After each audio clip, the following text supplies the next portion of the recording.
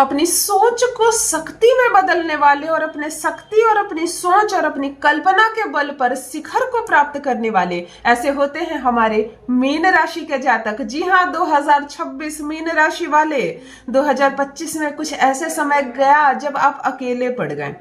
आपके निर्णय के साथ केवल आप खड़े रहे और आपके साथ कोई अन्य भी नहीं खड़ा रहा। जिसके लिए वर्ष भर तत्पर आप रहे, वह एक क्षण के लिए भी आपका साथ नहीं दिया। कुछ क्षण ऐसे भी देखे आपने 2025 में, सफलता देखे परंतु 1/3 और 3/3 मिली असफलता, उस काम में स्लो हो जाना, अकेलापन और लोगों के विश्वास से हाथ धोते गया 2025। तो तैयार हो जाइए, 2026 अपना रूप बदल कर आ रहा है आपको बहुत कुछ देने के लिए। नमस्कार दोस्तों, मैं हूं खुशबू सिंह। बहुत स्वागत, बहुत अभिनंदन आप सबका हमारे चैनल एस्ट्रो वन में। कैसे हैं आप और घर में सब कैसे हैं? मेरे कमेंट सेक्शन में हर हर महादेव अवश्य लिखें, अपनी खैरियत मुझे जरूर बताएं। कोई समस्या हो तो अपने डेट ऑफ बर्थ के साथ प्रॉपर समस्या, स्पष्ट समस्या लिखें। बहुत सारे भाई बहन केवल डेट ऑफ बर्थ लिख रहे हैं, मेरा नाम कमलेश है और मेरा जन्मदिन ये है दीदी। तो मैं क्या बताऊं, आप क्या पूछना चाहते हैं? तो मुझे अपनी समस्या प्रॉपर, अगर ऐसी कोई समस्या है जिसके लिए आपको ज्योतिषीय सलाह की आवश्यकता है, तो मुझे अपने डेट ऑफ बर्थ के साथ अपनी समस्या प्रॉपर शब्द में जरूर लिखें। जितना हो सके मुमकिन मैं आपकी सहायता जरूर करूंगी। बात कर रही हूँ 2026 कैसा रहेगा मीन राशि के जातकों के लिए। मीन राशि वाले, बहुत कुछ सहा आपने, बहुत कुछ बर्दाश्त किया आपने 2025 में। भरपूर साथ देने के बाद भी सामने से आपको साथ नहीं मिला, प्रेम सम्मान नहीं मिला, विश्वास नहीं मिला, और उस धोखे की वजह से कहीं ना कहीं, उस अधूरेपन की वजह से कहीं ना कहीं आपकी क्षमताएं कम हुई है, अपने ऊपर विश्वास कम हुआ है। तो ये वर्ष है आपको बहुत बहुत कुछ मिलने वाला है। बात कर लेते हैं यहाँ पर 2 जून 2026 को मीन राशि वाले गुरु बृहस्पति देव कर्क राशि में प्रवेश करने वाले। क्या क्या हो सकता है आपके साथ और क्या नहीं करना है आपको, आज पूरा विस्तार में देख लेते हैं। भूल कर भी इस साल एक भी गलती नहीं करनी है, जिस गलतियों की वजह से 2025 में कहीं ना कहीं पछताना पड़ा आपको। क्या करना है आपको? शिक्षा और कला के क्षेत्र में आपको अत्यधिक लाभ मिलने वाला है। अगर आप बीएड एमएड कर रहे हैं, अगर आप शिक्षक हैं, अगर आप पढ़ाते हैं, या आप चिकित्सक हैं, या आप कुछ सिखाते हैं, तो ये वर्ष आपके लिए।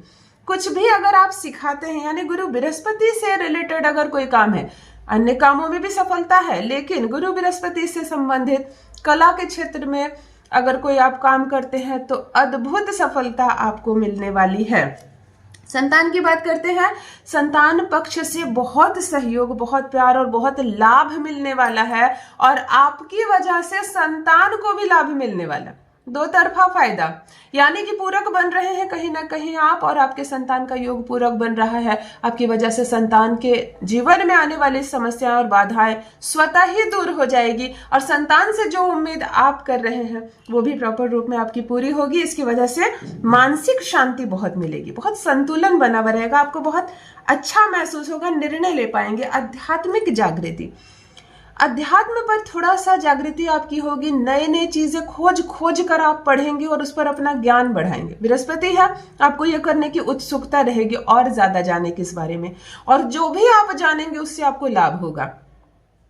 एक सावधानी से बचना है आपको कि ओवर इमोशनल होकर धर्म के नाम पर बहुत ज्यादा खर्च नहीं कर देना है, वरना ये आपके पूरे साल का जो बजट है उसको इनबैलेंस कर देगा, और कहीं ना कहीं आप मानसिक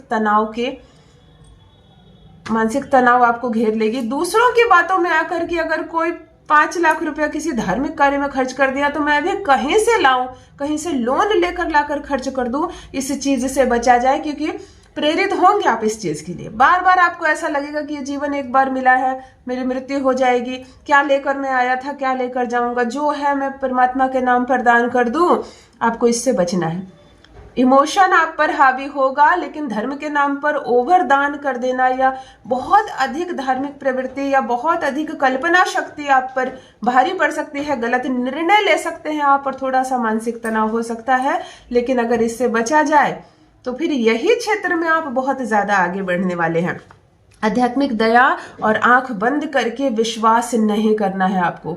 अगर कोई अपनी कमी का रोना रो रहा है, या परमात्मा के नाम पर आपसे बहुत कुछ मांग रहा है, तो समझ कर देने का निर्णय ले, क्योंकि परमात्मा के नाम पर देने वाले बहुत जगह आपको मौका मिलेगा, पर आंख बंद करके किसी पर यूं ही भरोसा ना कर ले, वरना ये पछतावा का कारण बन सकता है आपके लिए। गलत निर्णय आप ले सकते हैं। 27 जुलाई से 11 दिसंबर शनिदेव जो है वो मीन राशि में रहेंगे, और ये क्या करेंगे, आपके काम को थोड़ा सा स्लो करेंगे, कभी बहुत ज्यादा रफ्तार कर देंगे, कभी आप में ओवर कॉन्फिडेंस आ जाएगा, और कभी आप इतने ज्यादा आलस से भर जाएंगे कि आपको अपना हाथ तक उठाने में आलस लगेगा। इस हद तक आलस आप पर छा जाएगा। तो इस चीज को संतुलन आपको करना है। इस बीच आपको बहुत सावधान रहना है। शनि देव को मनाना है तो प्रॉपर डिसिप्लिन में रहना सीख लीजिए। इस वर्ष के ये जो मैंने आपको कहा ना, 27 जुलाई से 11 दिसंबर, टाइम पर सोकर उठिए, टाइम पर खाना खाइए, टाइम पर काम कीजिए और डिसिप्लिन को फॉलो करेंगे तो शनि देव कहीं ना कहीं आपको सकारात्मक फल देना प्रारंभ कर देंगे।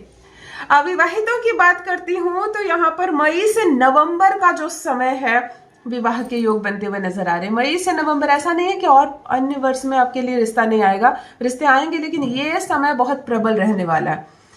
बहुत अच्छा योग बन रहा है, अच्छे रिश्ते मिलेंगे। सिर्फ रिश्ता ही नहीं मिलेगा, अच्छा रिश्ता भी मिलेगा जो दूर तक जाएगा, मजबूत होने वाले हैं। विवाहित लोगों के लिए भी ये वर्ष अच्छा रहने वाला है। गुरु बृहस्पति देव और केतु की एनर्जी मिलने वाली है। सब कुछ शांत और संतुलन रखें, और कहीं ना कहीं अपने ईगो को, अपने अहंकार को अगर आप दूर रखते हैं तो बिगड़े बिगड़े रिश्ते भी यहाँ पर बन जाएंगे। जो रिश्ते बिल्कुल खत्म हो गए हैं, ये समय है उस रिश्ते को भी संवारने का, ये समय है उस रिश्ते को भी संतुलन में बनाए रखने का। नौकरी की बात करती हूँ तो यही वो वर्ष है जब स्थिरता आ सकती है। अगर आप तैयारी कर रहे हैं किसी चीज की, बिल्कुल कीजिए, सफलता मिलेगी। स्थिरता रखेंगे, शिक्षा और कला के क्षेत्र में, चिकित्सा के क्षेत्र में आपको नौकरी मिलेगी। और अगर आप पदोन्नति चाहते हैं, प्रमोशन हो, या आप अपनी जॉब बदलना चाहते हैं, तो जून से नवंबर का जो समय होगा, जून से नवंबर का जो समय होगा, इसमें आप अपनी जॉब को चेंज कर सकते हो अपनी मन मर्जी का। लाभदायक निर्णय आप लेंगे, पदोन्नति होगी, आपका बिल्कुल, आपको कहते हैं ना, ट्रांसफॉर्मेशन हो जाएगा आपका। आपको लगेगा कि मेरी जिंदगी बदल गई है, कुछ ऐसा होता हुआ नजर आ रहा है। 25 नवंबर को राहु जो है वो मकर राशि में प्रवेश करेगा। गलत निर्णय, सडन निर्णय, अचानक से बहुत सारा पैसा कहीं निवेश कर देना कि 4 गुना हो जाए, अचानक से आंख बंद करके किसी पर विश्वास कर लेना, इस चीज से बचा जाए। ये भावना अचानक से आप पर हावी होगी। मीन राशि वाले, आप कल्पनाशील व्यक्ति होते हैं। आप वो लोग होते हैं जो अपनी क्षमता को, अपनी जीवन खत्म हो जाएगा लेकिन समझ नहीं पाते। आपको ईश्वर ने स्पेशल बनाया है, बहुत सारी क्षमताएं आपके भीतर दी है, लेकिन आप अपने गुण से वंचित रह जाते हैं।